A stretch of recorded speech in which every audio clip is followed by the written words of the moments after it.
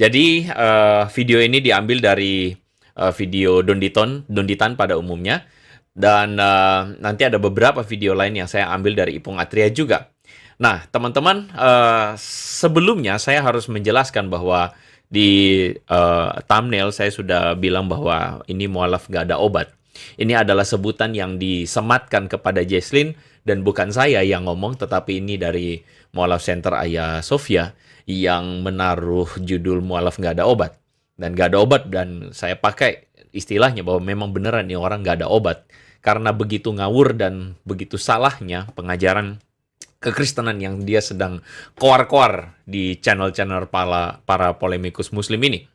Dan ya, disinilah saya akan tunjukkan bahwa mereka akan mentertawakan cara pikir mereka sendiri atau kebodohan cara berpikir mereka sendiri. Ya, Assalamualaikum warahmatullahi wabarakatuh. Berjumpa lagi dengan Jadid HMC ya, channel yang mengedukasi dan menghibur. Di kesempatan kali ini kita kembali akan menanggapi Polikardus yang kejang-kejang, yang ngamuk-ngamuk dengan Jesselyn. Karena saya lihat ini Polikardusnya benar-benar tantrum, teman-teman. Ya, sangat tantrum dan membuat saya tuh tergoda untuk mereaksi mereka ini, teman-teman. Apalagi ada beberapa statement-statement mereka tuh yang istilahnya ya, mereka coba kelabui para penontonnya. Memang kelihatannya tuh macam yang disampaikan mereka tuh benar gitu. Seakan-akan bahwa Jesselyn ini salah. Jadi mereka giring supaya Jesselyn ini dianggap orang gila, orang bodoh, nggak ngerti apa-apa, hanya omong besar gitu. Jadi mereka coba giring Jesselyn ini supaya hancur, supaya rusak karakternya, supaya jelek namanya. Padahal ya, apa yang disampaikan Jesselyn itu, ya apa yang terjadi, apa yang dia alami. Bahkan di sini saya akan lampirkan buktinya, teman-teman ya. Kita lampirkan bukti lewat statement pendeta. Jadi biarkan pendeta yang membela Jesselyn. Karena kalau saya yang bela, nanti teman-teman sebelah ini ya, terutama Laskar Polikardus kan pasti akan bilang apa, wah kamu pasti membela dia, kamu sesama muslim dan sebagainya. Jadi lebih cocok ini biar pendeta aja lah yang menjelaskan kepada teman-teman Kristen yang ada di sini supaya kalian paham bahwa apa yang disampaikan Polikardus itu karena mereka memang kurang jauh mainnya, ya kurang jauh gitu. Jadi Andre Tunggal ini mengatakan bahwa waduh kok kita disebut kurang jauh mainnya sama Gus Ipung dan juga si Jesselyn gitu kan, sehingga mereka ngamuk, mereka marah, mereka tidak senang gitu dengan apa yang disampaikan oleh Jesselyn. Dan saya cukup takjub ya melihat sepak terjang Jesselyn yang membuat banyak sekali Polikardus ini kejang-kejang.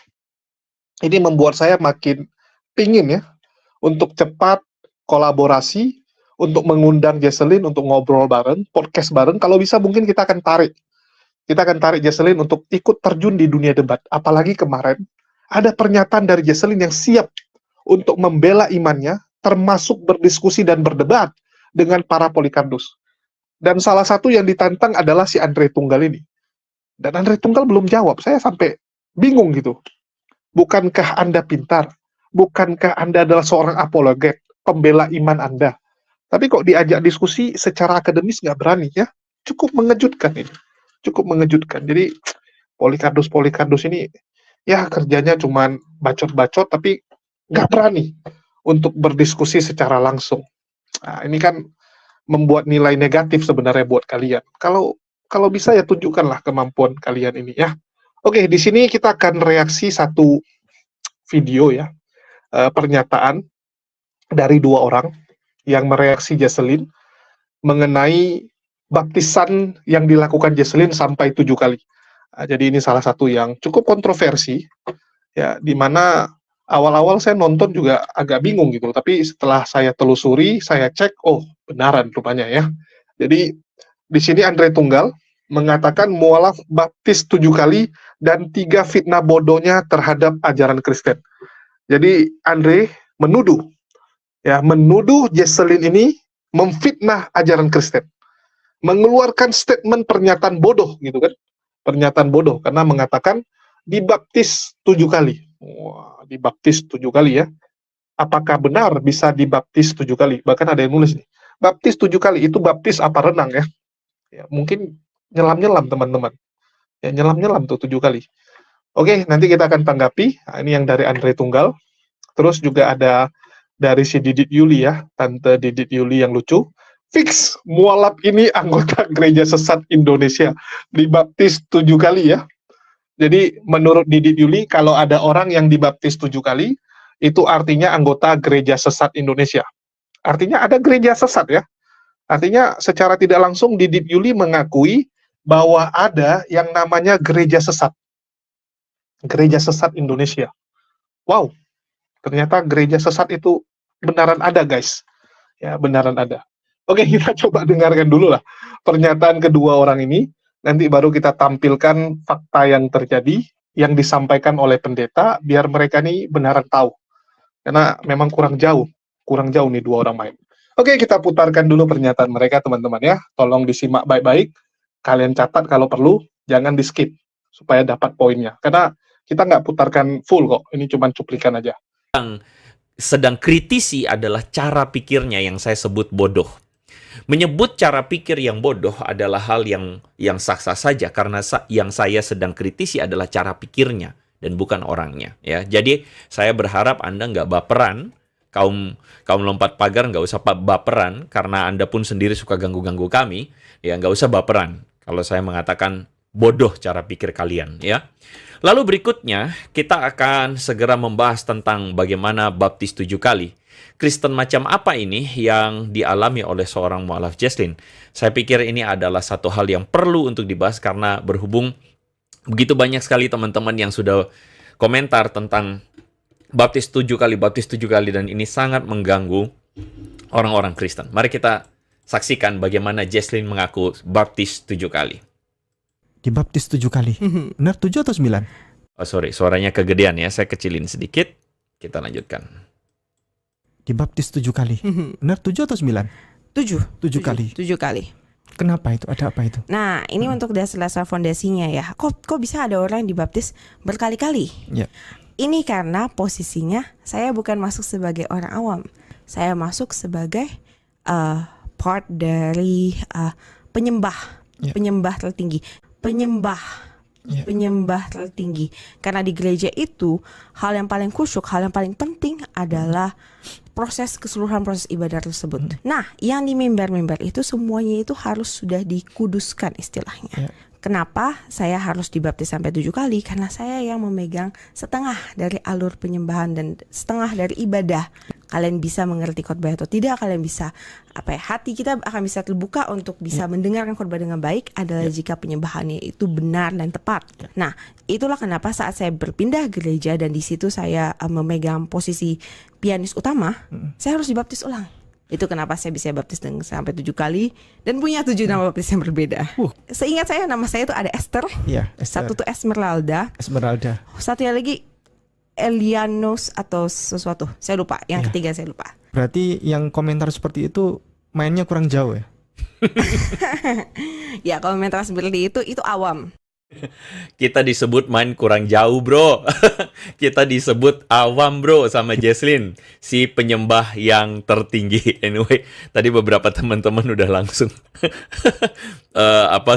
sudah ada beberapa yang sudah komen ya. Penyembah tertinggi setinggi apa?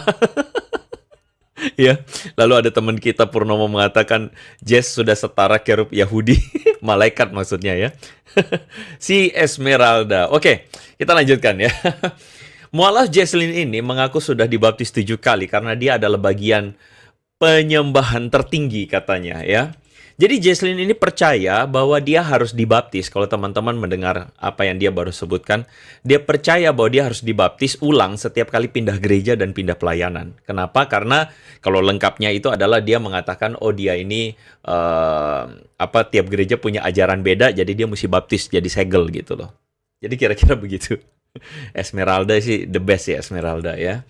Jadi disebut baptisan itu adalah hal yang dia harus lakukan ketika dia pindah gereja, pindah pelayanan begitu kan ya. Nah, jadi begini. Di dalam kekristenan, buat Anda yang mungkin bias tentang baptisan itu, kami orang Kristen jelasin nih. Di dalam kekristenan, baptisan itu adalah ritual atau sakramen lahir baru. Lahir baru itu adalah satu momen di mana seseorang itu bertobat dan melakukan pengakuan iman untuk menjadi seorang pengikut Tuhan Yesus dalam tradisi gereja. Jadi baptisan itu adalah ritual yang tidak dilakukan berulang-ulang seperti yang dikatakan oleh Jesslyn ini. Jadi kalau Anda ini adalah fanboy-nya kaum lompat pagar yang suka lompat-lompat itu, yang suka kemana-mana suka lompat-lompat, yang nggak pernah fokus, yang kerjanya cuma copy-paste itu, Anda itu perlu kami kasih tahu bahwa baptisan itu tidak berulang-ulang seperti kata Jesslyn. Baptisan itu tidak dilakukan untuk sebagai karena pindah baptis, itu bagi kami itu aneh.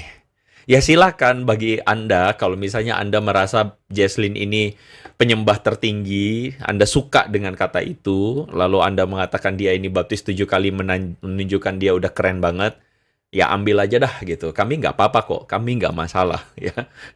Yang saya cuman bingung aja ketika si Ipung Atria mengatakan buat yang mempertanyakan baptis 7 kali mainnya kurang jauh. Berarti yang komentar seperti itu mainnya kurang jauh ya? Ya komentar seperti itu awam. Di Katolik itu kan kita ada perjamuan kudus setiap minggunya, sedangkan Kristen pada biasanya ada yang tidak. Enggak ada, iya. Ada yang tidak. Ada juga yang perjamuan kudusnya itu 1 bulan 2 kali. Saya seperti begitu. Nah, jika sudah ada perbedaan liturgi seperti itu wajib pembaptisan ulang. Bukankah Anda sudah melihat keanehan teologi dari Jesslyn? Kalau ada perbedaan liturgi katanya. Tadi dia memberikan sebuah contoh antara Katolik dengan Protestan. Katolik disebutkan, oh itu ada perjamuan terus tiap minggu. Kalau Protestan kata dia kalau nggak salah sebulan 2 kali atau 2 minggu sekali, whatsoever. Kalau udah beda intensitas, frekuensi perjamuannya, itu mesti baptis ulang. Jess, come on. Come on, Jess. Udahlah, Jess. Maksudnya Berarti dengan cara begini, kamu itu sedang melucu, Jess. kamu melucu ya. Teman kita Subatomo mengatakan jadi pianis baptis, pegang gitar baptis, pegang trompet baptis. Bayangkan kalau dalam gereja berapa alat musik, berapa kali baptis dia. Aduh, Esmeralda. Aduh, kami tuh santai dan lucu aja liatnya gitu ya. Ketika Jesslyn mengatakan mereka yang heran saya baptis 7 kali itu orang awam. Kami orang Kristen, baik itu Katolik, Ortodoks, Protestan, mau karismatik, konservatif, metodis, whatsoever kami cuman kami cuman elus dada aja lihat orang-orang yang kegeeran ya, orang yang udah kegeeran, udah merasa apa ya, udah merasa jago banget, udah merasa kayak menandingi malaikat ya, lalu kemudian katanya kita nih awam dan mainnya kurang jauh. Saya jadi bingung begitu loh. Maksudnya siapa sih yang yang Kristen gitu loh? Siapa sih yang belajar Alkitab lalu belajar tentang tradisi Kristen, kok malah kita yang ngomongin awam dan mainnya kurang jauh. Ya, Esmeralda. Ya udah kita lanjutkan ya. Jadi begini. Jesslyn ini pemahaman agama Kristennya, kenapa saya jadikan ini di awal? Karena disinilah kita bisa lihat pemahaman agama Kristennya itu emang makin kesini tuh makin kesana gitu. Jadi memang benar-benar tafsiran-tafsiran dia itu di luar prediksi BMKG. Dan karena itulah teman-teman, disinilah kita bisa melihat bagaimana melihat apa yang jadi apa gagal pahamnya dia. 3 fitnah, makanya saya bilang 3 fitnah bodoh. Bukan Jesslyn-nya ya, pikirannya tuh yang bodoh.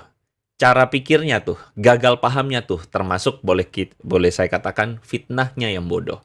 Kenapa fitnah? Karena itu bukan hal yang sebenarnya diajarkan oleh kekristenan, begitu ya. Oke.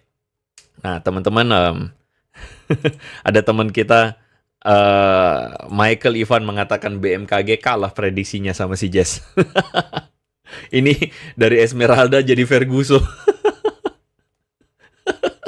Kocak. Pemikirannya di luar Nurul. Betul bro, ini ya pemikirannya benar-benar di luar Nurul. Oke lah, kita nyembahnya ketinggian jadi ketabrak buruk. Anyway, sebagian teman-teman nggak tahu buruk, boleh dijelasin lah di kolom live chat buruk itu apaan. Saya lanjutin ya. Nah, ini untuk dasar-dasar fondasinya ya. Untuk di Kristen itu, supaya bisa mengerti kenapa kok bisa ada orang yang dibaptis berkali-kali. Ya. Ini karena posisinya saya bukan masuk sebagai orang awam, saya bukan masuk sebagai jemaat, saya masuk sebagai part dari penyembah. Ya. Penyembah tertinggi. Karena di gereja itu hal yang paling khusyuk, hal yang paling penting adalah keseluruhan proses ibadah tersebut. Yang pertama yang paling penting adalah khotbah, dia itu pendeta. Itu kenapa pendeta harus sekolah, harus sekolah STH. Nah, yang di mimbar-mimbar itu semuanya itu harus sudah dikuduskan istilahnya. Dan dikuduskan itu dalam maksud seperti begini. Setiap gereja di Kristen itu mempunyai fondasi mereka yang berbeda-beda. Mereka punya ajaran terkhusus yang mereka sendiri dan konsep keimanan mereka yang juga terdetail secara sendirinya. Kenapa saya harus dibaptis sampai 7 kali? Karena saya yang memegang setengah dari alur penyembahan dan setengah dari ibadah. Itu ditentukan oleh penyembahan di depan. Kalian bisa mengerti khotbah atau tidak, kalian bisa hati kita akan bisa terbuka untuk bisa mendengarkan khotbah dengan baik adalah jika penyembahannya itu benar dan tepat. Jadi setiap baik pemusik di mimbar itu ada worship leader, urutannya worship leader, pemusik dan singer. 3 komposisi ini harus tiga-tiganya. Saya sudah pernah 3-tiganya. Oh. Karena saya bisa 3-tiganya. Worship leader, pemusik dan singer. Betul. Nah, itulah kenapa saat saya berpindah gereja dan di situ saya memegang posisi pianis utama, saya harus dibaptis ulang. Karena saya beda gereja karena saya harus mengerti konsep keimanan gereja itu apa. Dan saat dibaptis itu, sebelum dibaptis, pelajaran itu yang harus kita diajarkan. Jadi istilahnya kalau mau jadi pengacara itu harus punya sertifikat hukum. Betul. Sekolah pengacara. Harus sekolah pengacara dan harus disertifikasi secara berkala. Betul. Begitu juga yang sama dengan di gereja. Saat kita memasuki gereja baru, kalau saya ingin masuk ke mimbarnya, saya harus mengerti jelas apa. Itu kenapa saya bisa baptis sampai 7 kali dan punya 7 nama baptis yang berbeda. Contoh. Seingat saya nama saya itu ada Esther. Esther. Satu tuh Esmeralda. Satunya lagi saya cuma ingat 3. Satunya lagi Elianos atau sesuatu. Saya lupa. Yang ketiga saya lupa. Nah, tuh ya, Bapak Ibu sudah melihat ya kesaksian dari mualaf ini. Katanya dia ini dulunya di Kristen itu dia masuk dalam anggota penyembah tertinggi. Anggota penyembah tertinggi. Itu apa ya? Istilah ini kayaknya baru ya saya dengar ya. Anggota penyembah tertinggi. Kayak penghulu malaikat aja ya. Malaikat yang jatuh mungkin. Nah, dia katakan bahwa dia punya beberapa keahlian, termasuk dia song leader juga, kemudian main musik dan juga singer. Dia juga bisa lakukan semuanya itu ya. Dan lucunya karena dia termasuk dalam anggota penyembah tertinggi, maka dia dibaptis sampai 7 kali. Saya juga baru dengar ini bahwa ada orang Kristen pelayan Tuhan dibaptis sampai 7 kali. Kalau saya melihat sepertinya dia ini berasal dari gereja sesat Indonesia. Karena hanya di gereja sesat yang melakukan baptisan sampai 7 kali. Di mana-mana baptisan itu hanya dilakukan 1 kali. Kecuali apabila yang bersangkutan dalam perjalanannya sebagai seorang Kristen, kemudian dia mualaf atau dia terpengaruh oleh ajaran-ajaran palsu, seperti Saksi Yehova, Mormon, dan lain sebagainya. Kemudian dia mau balik lagi ke Kristen. Nah, itu wajib untuk dibaptis ulang karena dia sudah menyangkal imannya yang pertama. Tapi kalau orang itu baik-baik saja iman Kristennya gitu ya, pindah-pindah gereja pun itu juga tidak akan dibaptis berulang-ulang. Saya yakin hanya gereja sesat yang melakukan baptisan ini. Yesus itu mengajarkan di dalam Matius 28 ayat 19 bahwa setiap orang yang percaya itu harus dibaptis. Nah, tidak ada sepanjang perjalanan pelayanan Tuhan Yesus ketika Sang Firman menjadi manusia mengajarkan agar manusia itu dibaptis berulang-ulang. Tidak pernah ada. Dan Petrus juga pernah ketika dia berkhotbah, ada orang-orang yang bertobat di Kisah Para Rasul 2 ayat 38 itu, dia hanya mengatakan, bertobatlah dan kemudian baptislah, gitu ya. Dan berilah dirimu untuk dibaptis sebagai tanda pengampunan dosa, gitu ya. Jadi tidak ada orang Kristen yang dibaptis berkali-kali, hanya cukup sekali. Terlepas entah itu baptisan model apa, gitu ya, entah itu percik ataupun selam, ya. Nah, dalam hal ini mungkin ada yang setuju, yang ini atau yang itu. Yang ini tidak perlu kita perdebatkan. Tapi inti dari baptisan sebenarnya adalah tanda bahwa orang itu sudah percaya Yesus, menerima dia sebagai Tuhan dan Juru Selamatnya. Jadi dia dibenamkan di dalam air ataupun dipercik itu sebagai tanda bahwa dia sudah mati dan kemudian bangkit seperti yang Yesus alami. Selanjutnya, baptisan itu adalah metre ya, bahwa orang itu atau yang bersangkutan sudah menjadi pengikut Kristus atau orang Kristen. Dan juga baptisan sebagai tanda pertobatan dan juga tanda pengampunan dosa. Bahwa yang bersangkutan sudah bertobat dan dosanya sudah diampuni karena sudah percaya bahwa Yesus adalah Tuhan dan Juru Selamat pribadinya. Jadi itu ya, mualaf ini memang ngaco-ngaco ya, ngasal-ngasal. Ya, kalau dia dari gereja yang benar, dia tidak akan melakukan hal-hal seperti ini. Kalau dia adalah seorang pelayan Tuhan yang sungguh-sungguh, maka dia tidak akan meninggalkan imannya. Kalau dia adalah seorang Kristen yang sungguh-sungguh, maka dia tidak mudah digoyahkan imannya oleh pengajar-pengajar sesat atau apapun itu. Masalah, persoalan, apapun itu tidak akan pernah goyah. Demikian dari saya. Shalom, salam waras, Tuhan Yesus memberkati. Oke, teman-teman dapat poinnya ya. Jadi Jessel ini dituduh menipu. Ya, secara tidak langsung kan ada tuduhan bahwa ini menipu ini. Menipu. Karena tidak mungkin orang Kristen baptis 7 kali gitu. Ya, dikatakan karena aneh kalau ada yang 7 kali baptis. Itu mungkin gereja sesat. Gereja setan ya, gereja nggak benar gitu kan menurut mereka gitu. Tapi apakah di kekristenan itu terjadi baptis 7 kali? Itu yang paling penting kan. Poinnya adalah apa benar di kekristenan terjadi baptis 7 kali.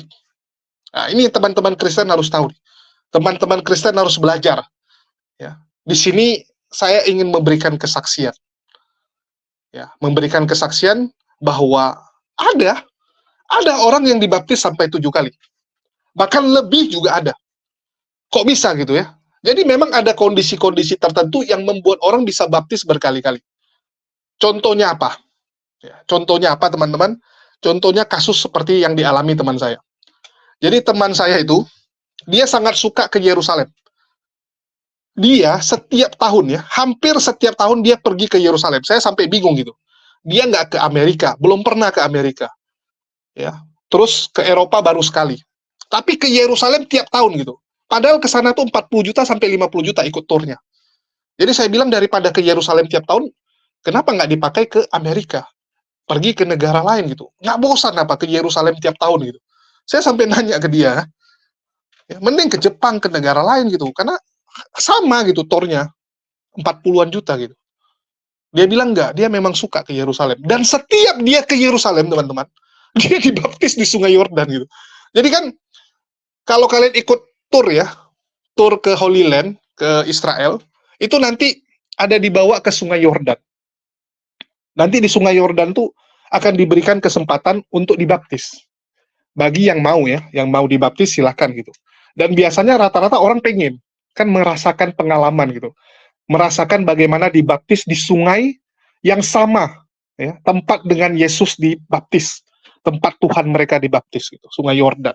Bahkan teman saya, ada satu teman saya nggak pernah dibaptis sampai sekarang, padahal dia Kristen taat. Jadi saya tanya, kok kamu belum dibaptis? Dia bilang tunggu nanti ke Yerusalem. Jadi dia masih berupaya ngumpulin duit ya. Jadi dia ingin baptis itu sekali dan itu di Yerusalem. Nanti di Sungai Yordan. ya di Sungai Yordan nanti dia mau dibaptis. Nah, sedangkan teman saya yang satu lagi tiap tahun ke sana, tiap tahun dibaptis gitu. Jadi agak konyol juga gitu. Jadi kepuasan sebenarnya. Ya, kalau dibilang sah nggak sah, ya ini balik lagi gitu. Sebenarnya ya baptis itu sekali. Saya setuju sih. Baptis itu cukup sekali. Tapi kadang-kadang ada orang nggak ada kerjaan, seperti teman saya gitu kan. Dia udah sampai ke Yerusalem, ke Sungai Yordan, dia pengen dibaptis. Jadi tiap tahun setiap ke sana dia ikutan. Begitu ditanya siapa yang mau dibaptis, ikutan dia dibaptis sampai berkali-kali, bahkan lebih dari 7 kali. Saya nggak tahu dia sekarang udah berapa kali ke sana ya. Waktu itu dia sudah 6 kali dia. Itu 4 tahun yang lalu teman-teman. 4 tahun yang lalu udah segitu banyak dia dibaptis di Sungai Yordan. Kalau sekarang udah berapa saya nggak tahu. Dan memang dia tiap tahun senang ke sana. Ya. Selalu ke sana, bukan ke negara lain. Nah, jadi itu kondisi-kondisi yang membuat orang dibaptis berkali-kali. Terus juga ada kondisi di mana kamu pindah gereja, ya, begitu kamu pindah gereja, gereja baru kamu menyuruh kamu dibaptis. Padahal kamu sudah dibaptis. Sebelumnya kamu sudah dibaptis, tapi menurut pandangan gereja baru, gereja tempat kamu ini yang baru ini, mengatakan gereja kamu yang lama sesat. Mengatakan ajaran gereja kamu yang lama salah. Sehingga harus dibaptis ulang. Jadi ada beberapa gereja itu memang mengharuskan baptis ulang. Terutama kayak contoh ya, kalau Anda di gereja Reform, Anda pindah ke gereja Reform, sebelumnya Anda di Advent, ya, terus Anda di Mormon, atau Anda di gereja-gereja yang nggak jelas gitu, mereka akan suruh Anda baptis ulang. Apalagi kalau Anda dari Oneness. Ya, dulu Anda misalnya dibaptis atas nama Yesus, bukan formula Trinitas, bukan atas nama Bapa, Anak, dan Roh Kudus, maka Anda akan disuruh baptis ulang. Ya, akan disuruh baptis ulang. Ada juga gereja karismatik yang kalau Anda pindah dari gereja lain, Anda juga disuruh baptis ulang. Sangat banyak kejadian gitu. Jadi kalau Anda pindah-pindah gereja, ya salah-salah Anda dibaptis ulang terus gitu. Apalagi kalau gereja yang baru nggak tahu Anda sudah pernah dibaptis. Kan tergantung Anda gitu. Tergantung Anda. Anda minta dibaptis, gereja nggak akan ngecek kamu sudah dibaptis atau belum. Gereja nggak akan ngecek biasanya. Ya. Dia cuma tanya kejujuran kamu gitu. Kamu mau dibaptis? Oke, kamu sudah pernah dibaptis? Belum? Oh, udah dibaptis. Atau mungkin ada yang merasa, wah saya banyak dosa sebelumnya, udah baptis lagi gitu. Jadi ada orang itu suka dibaptis karena dia merasa itu pertobatan. Itu tanda dia bertobat gitu kan. Wah saya dibaptis lagi, dibaptis lagi. Ya itu balik lagi ke orang. Karena memang gereja tuh, ya nggak bisa juga dicek satu-satu orang-orangnya kan. Balik lagi ke kejujuran Anda gitu. Kalau ditanya, Anda mau dibaptis? Anda angkat tangan. Lagi diadakan KKR gitu kan, lagi diadakan KKR. Siapa mau dibaptis? Maju kamu ke depan. Ya udah kamu akan dibaptis.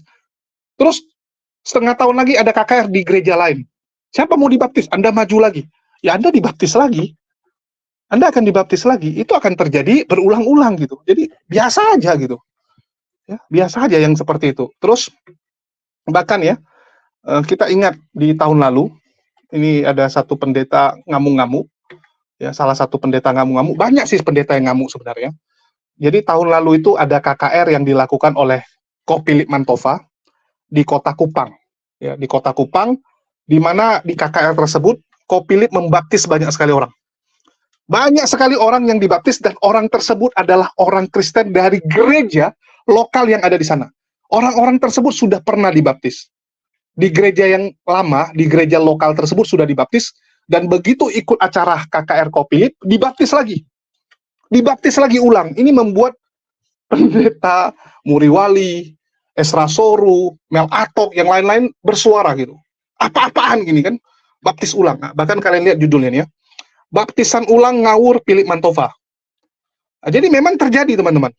Dan ini diakui oleh pendeta Muriwali. Memang ada gereja-gereja itu yang suka sekali membaptis ulang orang-orang Kristen. Orang Kristen yang sudah dibaptis lagi ulang. Nah, itu terjadi. Seperti yang disampaikan oleh Muriwali ini. Nah, coba kita dengar ya. Coba kita dengar supaya teman-teman ngerti dan tahu.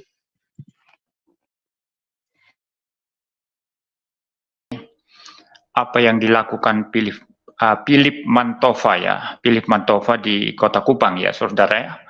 Sebetulnya ada banyak komentar di Facebook saya, juga mungkin di kolom komentar YouTube kalau saya tidak salah, yang meminta saya untuk memberikan tanggapan terhadap kebaktian KKR daripada Philip Mantova di Kupang. Cuma karena saya tidak ada informasi dan juga tidak ada video atau apapun yang bisa saya jadikan rujukan, ya saya pikir saya tidak perlu untuk membahas, saudara. Tetapi saya kemudian mendapatkan WA, ya, WA daripada Pendeta Budi Asali. Ya, yang kelihatannya itu Pak Budi Asali ini mendapat WA dari Pak Pendeta Esra Soru dari Kupang, ya, saudara ya. Lalu diteruskan ke saya, ya. Kira-kira isi WA itu adalah bahwa Philip Mantova itu KKR di Kupang, di lapangan, dan yang hadir sekitar 20.000 orang. Sekitar 20.000 orang, dan katanya di sana ada penghembusan Roh Kudus, ya. Ada penghembusan Roh Kudus, dan dikatakan Roh Kudus turun 3 kali, ya, di lapangan. Lalu ada bahasa roh rame-rame, lalu kemudian juga diajarkan bahwa baptisan harus sesuai dengan baptisan Tuhan Yesus. Maka kemudian itu ada baptisan ulang di lapangan, ya, dan ada wadah-wadah yang diisi air di lapangan. Lalu kemudian mulai membaptis ulang di sana, saudara. Saya juga ada videonya, saudara. Nanti saya tunjukkan kepada saudara mengenai baptisan ulang itu, saudara, ya. Nah, ada beberapa isu di sini, saudara, yang ingin saya tanggapi, tetapi yang mungkin saya fokus untuk pertama-tama dulu itu adalah mengenai isu baptisan ulang, ya, baptisan di lapangan itu, ya, menggunakan wadah-wadah air, ya. Lalu kemudian nanti, ya, saya akan berbicara juga mengenai penghembusan Roh Kudus yang dikatakan turun 3 kali, dan mungkin kita sedikit singgung mengenai bahasa roh, saudara, ya. Ya, baik, saudara. Saya akan menunjukkan kepada saudara-saudara itu videonya yang merupakan pembaptisan ulang pakai wadah-wadah, ya, di lapangan ini, ya, saudara, ya. Coba saudara lihat itu.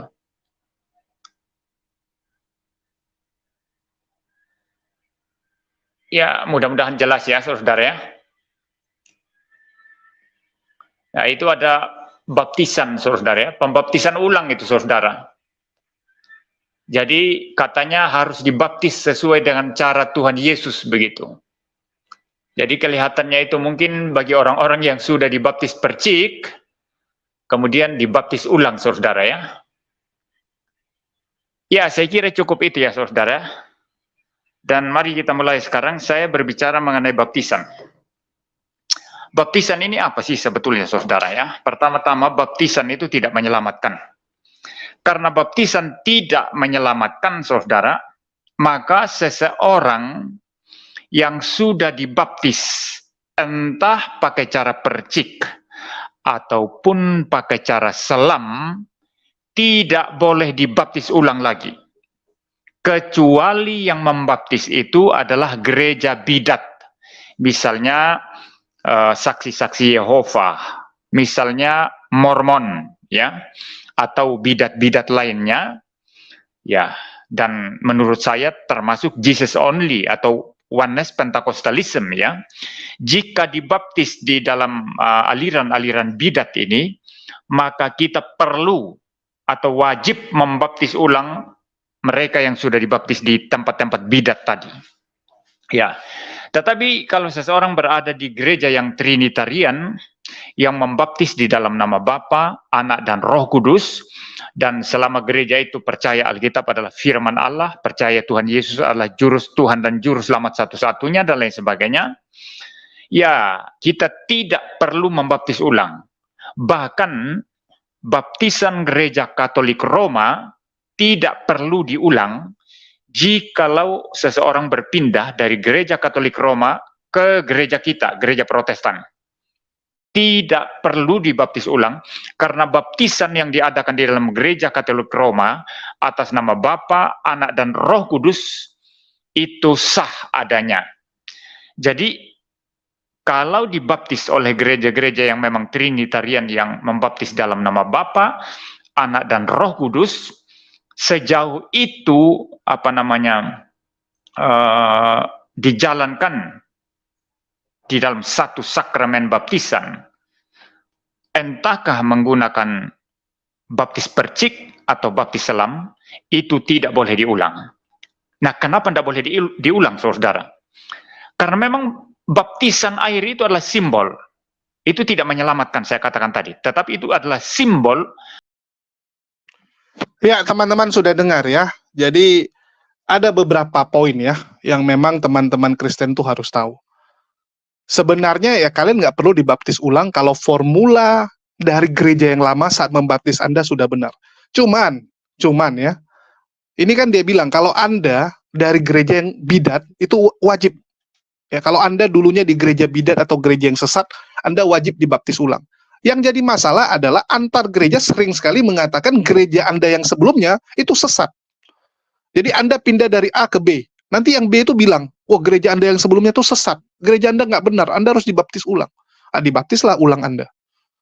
Begitu juga nanti Anda pindah lagi ke gereja C. Yang C bilang, wah gereja Anda yang sebelumnya itu sesat. Anda harus bertobat, lahir baru. Dibaptis lagi. Anda akan dibaptis lagi, teman-teman. Itu akan ulang-ulang gitu. Jadi mau 100 kali pun ya bisa aja gitu. Anda kalau dalam seminggu pindah-pindah gereja terus, ya bisa 100 kali nanti Anda dibaptis. Jadi sebenarnya ya tergantung di tempat Anda yang baru gitu. Kalau tempat Anda yang baru suruh baptis mau gimana? Suruh baptis ulang. Anda mau lawan? Wah nggak mau lah saya nggak mau dibaptis ulang, saya pindah lagi ke gereja lain. Kan nggak bisa seperti itu. Anda kalau nanya sama Luga, Bang Luga, saya sudah pernah dibaptis secara percik di gereja sana gitu kan. Apa dibilang Luga? Baptis selam kau sekarang. Kalau nggak selamat kau. Pasti dibaptis Anda sama si Luga. Anda bilang, Anda dari gerejanya si Muriwali. Wah, saya dari gereja Muriwali gitu. Saya sudah pernah dibaptis sama Muriwali. Pasti Luga bilang apa? Udah baptis lagi Anda sesat, Anda nggak benar itu dulu. Dibaptis lagi Anda, udah berapa kali gitu. Jadi akan ulang-ulang terjadi teman-teman, karena memang ya mereka ini suka saling membidat-bidatkan.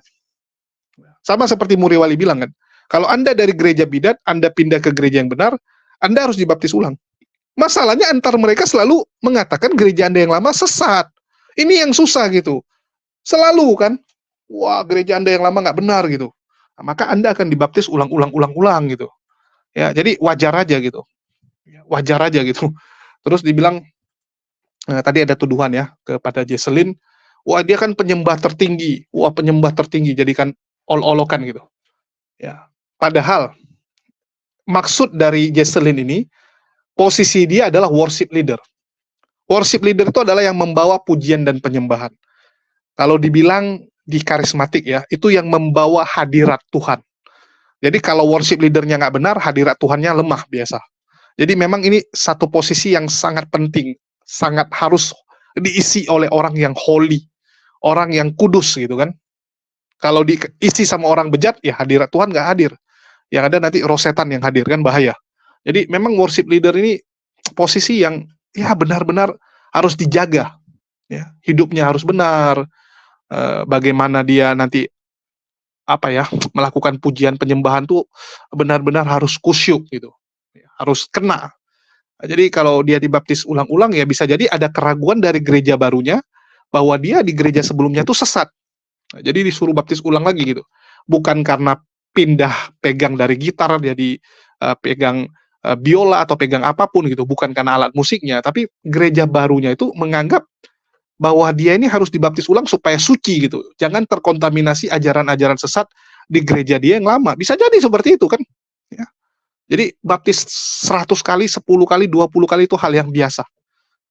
Biasa gitu. Di kekristenan itu terjadi. Termasuk yang saya cerita gitu. Anda minta dibaptis di Sungai Yordan. Wah, saya pingin gitu kan. Tiba-tiba nanti di Danau Galilea ada yang lakukan baptisan. Wah, saya dibaptis lagi di situ kan. Besok ketemu Paul Jang, dibaptis lagi sama Paul Jang.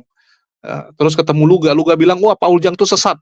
Kamu harus dibaptis ulang. Dibaptis lagi ulang. Jadi ya biasa-biasa aja teman-teman. Jangan terlalu lebay lah, ya, terutama Polycarpus ini. Oke, jadi itulah yang bisa saya sampaikan keterangan supaya teman-teman di sini belajar bahwa yang disampaikan Jesselyn ini apa adanya.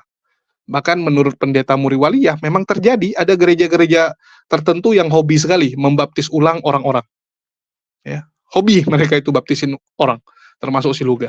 Oke, mungkin itu aja yang bisa saya sampaikan. Makasih buat teman-teman semua yang sudah mendukung perjuangan kita ini ya. Ini agak capek jadi mau istirahat. Ya, makasih buat semuanya. Di akhir kata saya ucapkan wassalamualaikum warahmatullahi wabarakatuh. Sampai jumpa di lain kesempatan.